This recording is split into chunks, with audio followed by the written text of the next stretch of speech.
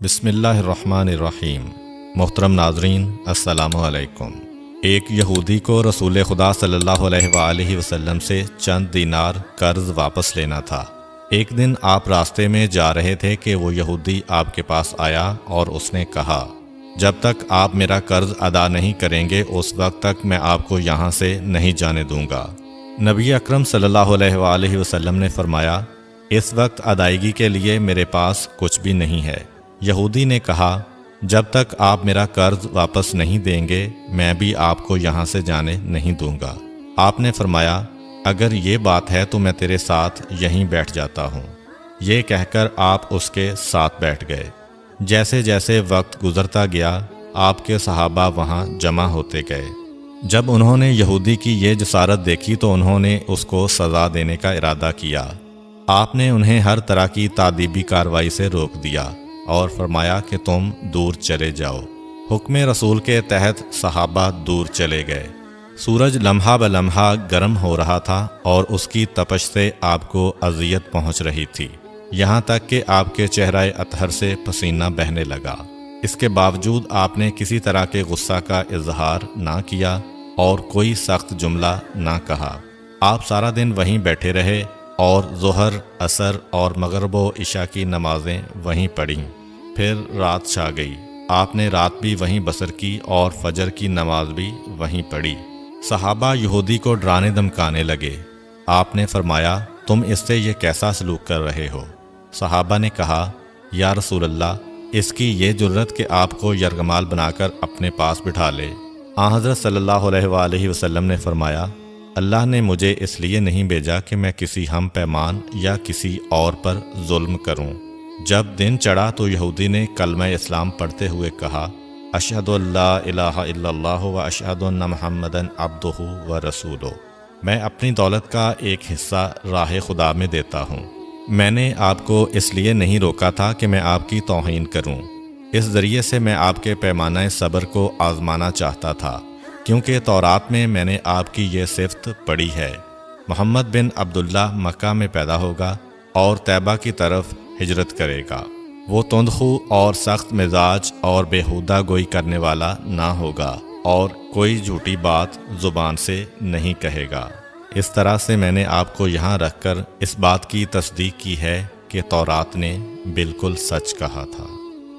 رسول اکرم صلی اللہ علیہ وآلہ وسلم مبعوث برسالت ہونے کے 3 سال بعد تک خفیہ طور پر دعوت اسلام دیتے رہے۔ اس کے بعد اللہ تعالیٰ نے آپ کو حکم دیا کہ آپ کھل کر اللہ کا پیغام پہنچائیں اور لوگوں کو خدا کی طرف دعوت دیں۔ ایام حج شروع ہوئے تو پورے جزیرۃ العرب سے لوگ مکہ کی طرف آنا شروع ہوئے۔ نبی اکرم صلی اللہ علیہ وآلہ وسلم کوہ صفا پر چڑھے اور آپ نے بلند آواز سے فرمایا، لوگو، میں اللہ کا رسول ہوں، تم اللہ رب العالمین پر ایمان لے آؤ۔ لوگ آپ کی طرف متوجہ ہوئے اور انہوں نے تعجب سے یہ اعلان سنا اور سب کی خواہش ہوئی کہ وہ اعلان کرنے والے کو دیکھیں۔ پھر آپ صفا سے اتر کر مروہ آئے اور وہاں پر بھی آپ نے 3 بار یہی اعلان کیا۔ جب ابو جہل نے آن حضرت صلی اللہ علیہ وآلہ وسلم کا یہ اعلان سنا تو اسے سخت غصہ آیا۔ اس نے زمین سے ایک پتھر اٹھا کر آپ کی پیشانی پر مارا، جس سے آپ کی پیشانی زخمی ہو گئی، خون بہنے لگا اور آپ کا پورا چہرہ لہو لہان ہو گیا۔ اس کے بعد تمام مشرکین آپ کو پتھر مارنے لگے۔ نبی اکرم صلی اللہ علیہ وآلہ وسلم مجبور ہو کر کوہ ابو قبیس پر چڑھ گئے اور ایک چٹان کے پیچھے جا کر چھپ گئے۔ مشرکین نے بھی آپ کا تعاقب کیا لیکن آپ انہیں کہیں دکھائی نہ دیے۔ ناکام و نامراد ہو کر انہیں واپس آنا پڑا۔ اسی اثناء میں ایک شخص نے حضرت علی علیہ السلام کو اس واقعہ کی اطلاع دی اور کہا کہ میرا خیال یہ ہے کہ محمد مارے جا چکے ہیں، نعوذ باللہ۔ یہ سن کر حضرت علی علیہ السلام کو شدید دکھ ہوا اور آپ ام المومنین حضرت خدیجہ الکبریٰ سلام اللہ علیہ کے پاس آئے اور ان سے کہا، میں نے سنا ہے کہ مشرکین نے رسول خدا صلی اللہ علیہ وآلہ وسلم پر سنگ باری کی ہے اور بعض لوگوں کا یہ گمان ہے کہ نبی اکرم شہید ہو گئے ہیں۔ آپ روٹی پانی اٹھائیں اور میرے ساتھ انہیں تلاش کرنے کے لیے چلیں، ممکن ہے ہمیں ان کا کہیں نشان مل جائے۔ آپ وادی پر نظر رکھیں اور میں پہاڑ کے دامن میں آپ صلی اللہ علیہ وآلہ وسلم کو تلاش کرتا ہوں۔ آپ روتے ہوئے آگے بڑھے اور آپ کہہ رہے تھے، یا رسول اللہ، ہمیں جواب دیں، آپ کہاں ہیں؟ میری روح آپ پر قربان، آپ کس وادی میں بھوکے پیاسے ہیں؟ آپ نے مجھے اپنے ساتھ کیوں نہ لیا تھا؟ حضرت خدیجہ رو رو کر فریاد کر رہی تھیں، کوئی ہے جو نبی مصطفیٰ کی مجھے خبر دے؟ کیا کسی نے انہیں دیکھا ہے جو مجھے ان کے متعلق بتلائے؟ اس وقت جبریل امین علیہ السلام رسول خدا صلی اللہ علیہ وآلہ وسلم پر نازل ہوئے۔ ان کے پیچھے ملائکہ کی بہت سی صفیں تھیں۔ انہوں نے حضرت صلی اللہ علیہ وآلہ وسلم سے کہا، خداوند جبار نے ہمیں آپ کے فرمان کی تعمیل کے لیے بھیجا ہے۔ اگر آپ چاہیں تو ہم اس قوم کو تباہ کر دیں گے اور ان کا دنیا میں کہیں نام و نشان تک دکھائی نہ دے گا۔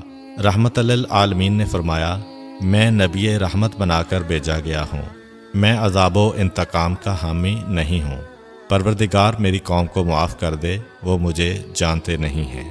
جبریل امین علیہ السلام نے حضرت صلی اللہ علیہ وآلہ وسلم سے کہا، خدیجہ سلام اللہ علیہا آپ کو تلاش کر رہی ہیں۔ خدیجہ کے رونے نے آسمان کے فرشتوں کو رلا دیا ہے۔ آپ انہیں جواب دیں، خدا کی طرف سے اور ہماری طرف سے انہیں سلام پہنچائیں اور انہیں جنت کی بشارت دیں۔ نبی اکرم صلی اللہ علیہ وآلہ وسلم نے خدیجہ و علی کو صدا دی اور انہیں اپنے پاس بلایا۔ دونوں شخصیات آپ کی خدمت میں حاضر ہوئیں۔